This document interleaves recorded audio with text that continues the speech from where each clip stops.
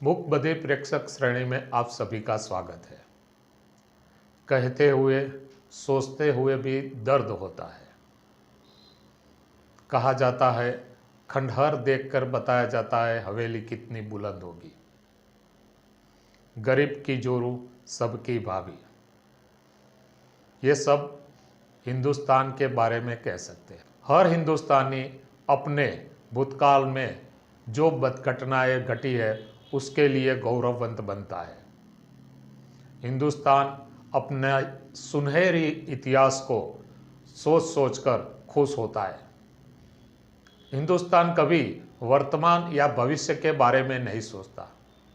अगर सोचता तो हिंदुस्तान अभी महासत्ता बन गया होता। हम ये सोच के खुश होते हैं किसी को नोबेल प्राइज मिला, कोई बड़ी कंपनी में सीईओ हो गया और हमारे हिंदुस्तान के हर न्यूज़पेपर में बड़ी लाइनें होती है, भारतीय मूल का मतलब भारत में जन्मे व्यक्ति वहाँ जाकर तरक्की की और उच्च ओहदे पर स्थान प्राप्त किया। वह व्यक्ति हिंदुस्तान में क्यों नहीं कर सकता? कमला हैरिस जब उपराष्ट्रपति बनी अमेरिका की तो वहाँ भी उस वक्त भी कहा गया भारतीय मूल की कमला हैरिस अमेरिका की उपराष्ट्रपति बनी। दोस्तों, उससे हमें क्या फायदा?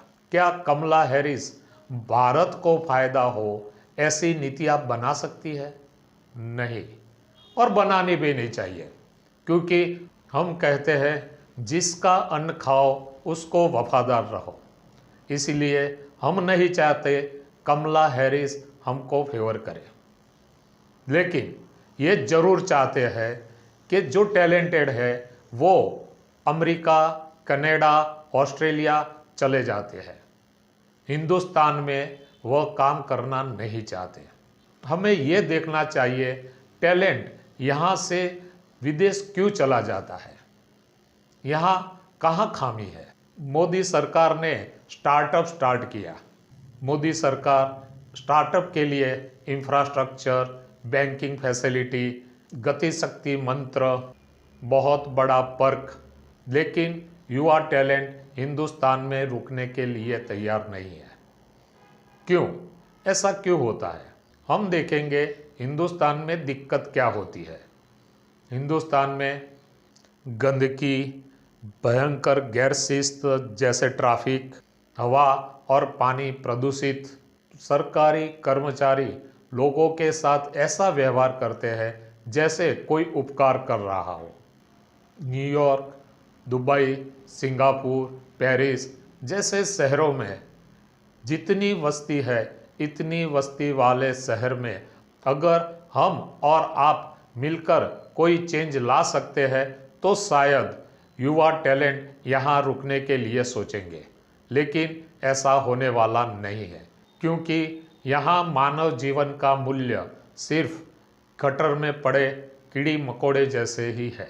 अगर कोई कंपनी विदेश में स्थायी हुए युवा टैलेंट को कहेंगे हम आपको अमेरिका जैसा, कनाडा या ऑस्ट्रेलिया जैसा ही पर्क या उससे भी ज़्यादा पगार देंगे, सुख सुविधा के लिए जो वहाँ मिल रहा है वही हम आपको प्रोवाइड करेंगे, फिर भी कोई भी युवा टैलेंट हिंदुस्तान में वापस आएगा नहीं, क्योंकि भारत ने अभी तक गवर्नमेंट सिस्टम, सेल्फ डिसिप्लिन और सोशल में इतना काम नहीं किया, इतनी प्रगति नहीं की कि लोग अपना जीवन, क्वालिटी लाइफ पसार कर सकते हैं। इसीलिए कहा जाता है बोएगा इंडिया और फसलें काटेंगी अमेरिका, कनाडा और ऑस्ट्रेलिया। जो लोग विदेश जाकर स्थायी हुए हैं उनकी प्रतिभा हिंदुस्तान में भी बढ़िया थी, इसीलिए उन्होंने विदेश की टॉच की यूनिवर्सिटी में स्थान प्राप्त किया है, प्रवेश प्राप्त किया है, जैसे कि स्टैनफोर्ड, बर्कली, हार्वर्ड जैसी विश्व की श्रेष्ठ वैश्विक संस्थाओं में मास्टर डिग्री प्राप्त की है या पीएचडी की हुई है। वहाँ सिर्फ पढ़ाया नहीं जाता, लेकिन अमेरिका, कनाडा और ऑस्ट्रेलिया वहाँ की तहजीब, वहाँ की शिस्त, सब कुछ जो कोई बाहर से आते हैं उसको सीखना पड़ता है, मानना पड़ता है और कानून को फॉलो करना पड़ता है। लेकिन हिंदुस्तान में ऐसा नहीं है।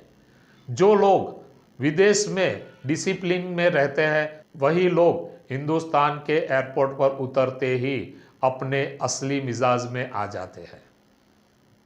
यहाँ वहाँ थूकना, गंदगी करना यहाँ सहज लगता है, लेकिन विदेश में ऐसा नहीं कर सकते। लोग कहते हैं कड़े कानून बनाइए। जैसे कोविड-19 में मास्क न पहनने पर जो दंड लिया जाता है वो भी लोगों को ज़्यादा लगता था। लोग बोलते थे सरकार महामारी में भी कमाने का रास्ता ढूंढ लेती है। आज भी अमेरिका में software, wireless communication, networking, artificial intelligence जैसे क्षेत्रों में भारतीय इंजीनियर का बहुत बड़ा हाथ है।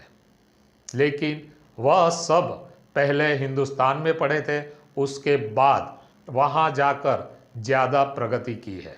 विदेश की टोच की यूनिवर्सिटी में परीक्षा पास कर कर उन्होंने गूगल, सिस्को, ओरेकल जैसी अन्य कंपनियों में भी ऑनलाइन एग्ज़ाम देकर सर्टिफिकेट प्राप्त किया है।